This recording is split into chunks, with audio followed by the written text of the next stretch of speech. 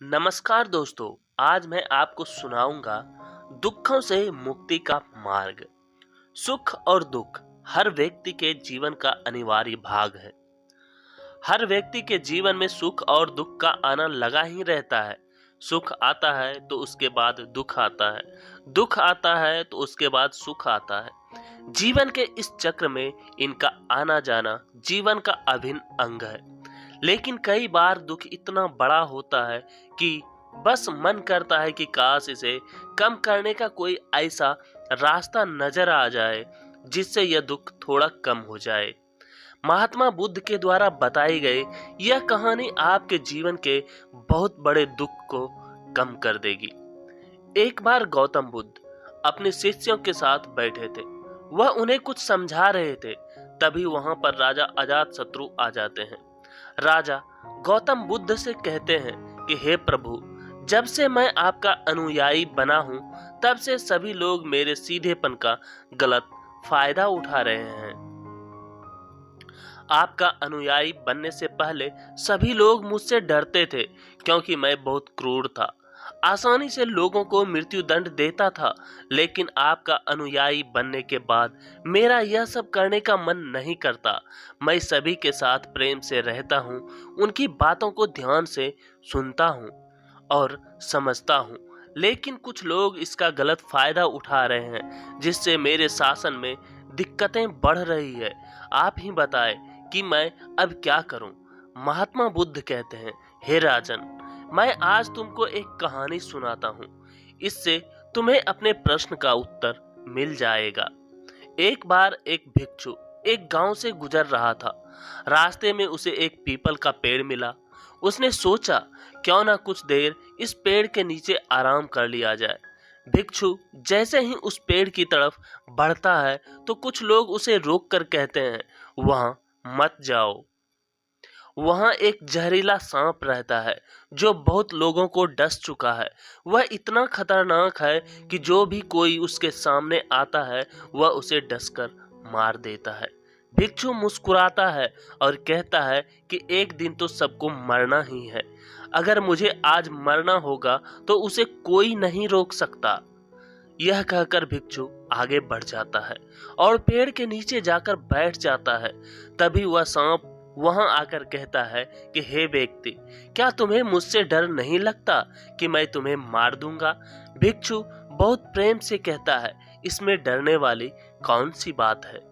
तुम जो भी करते हो इसलिए करते हो ताकि तुम्हें कोई मार ना दे।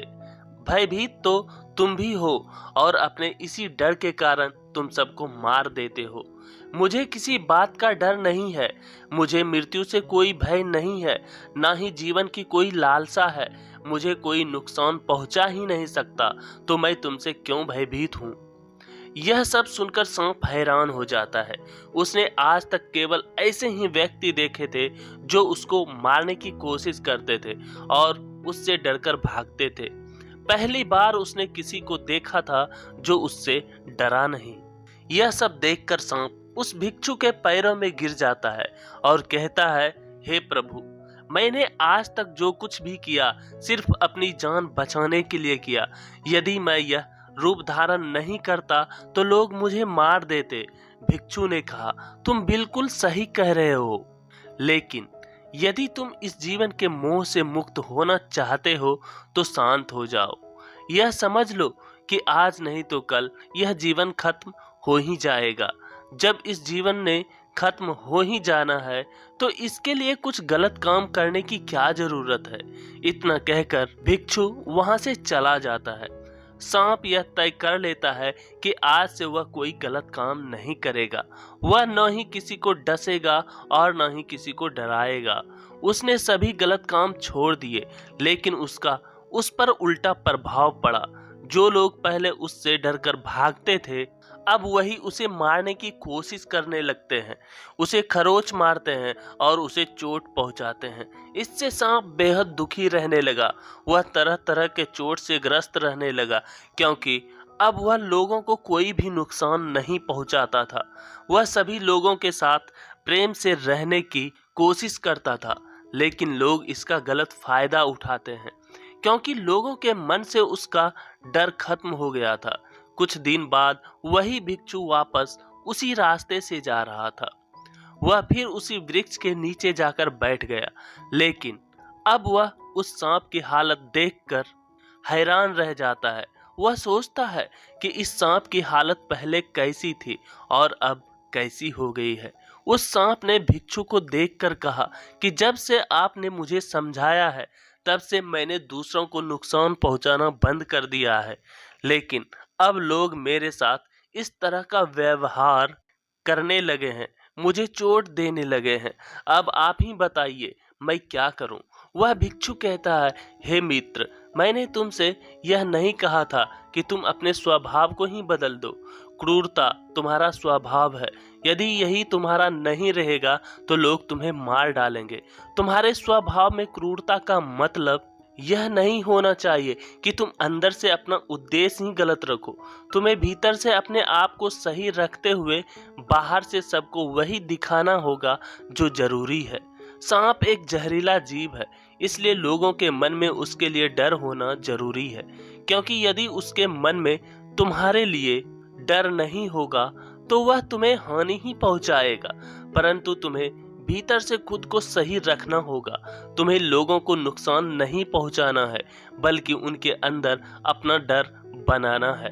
महात्मा बुद्ध कहते हैं, हे राजा अजातशत्रु, तुम इससे क्या सीखे? इसका अर्थ यही है कि तुम्हें खुद के स्वभाव को नहीं बदलना है, तुम्हें खुद को भीतर से बदलना है। यदि तुम खुद को प्रेम पूर्ण पाओगे, अपने उद्देश्य को अच्छा पाओगे, तो तुम्हें उससे खुशी मिलेगी। यदि तुम खुश होगे तभी दूसरों को खुश रख पाओगे। इस बात की कोई जरूरत नहीं है कि तुम बाहर से क्या दिखाते हो, जरूरत यह है कि तुम भीतर से खुद को कैसे रखते हो, अपने भाव को कैसे रखते हो। महात्मा बुद्ध कहते हैं, अपने उद्देश्य को कभी ना भूलें। जिस उद्देश्य के लिए जीवन मिला है वही परम सत्य है।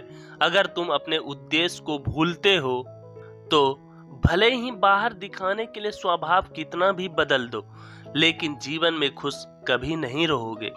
इसलिए अपने स्वभाव को वैसा ही रखो, अपने उद्देश्य के प्रति हमेशा सच्चे और ईमानदार रहो। महात्मा बुद्ध ने इस कहानी के माध्यम से बेहद अच्छी बात बताई है कि या तो हम किसी काम को बहुत ही गहरे तरीके से करते हैं या फिर उसे इतना कठिन बना लेते हैं कि करते ही नहीं हैं।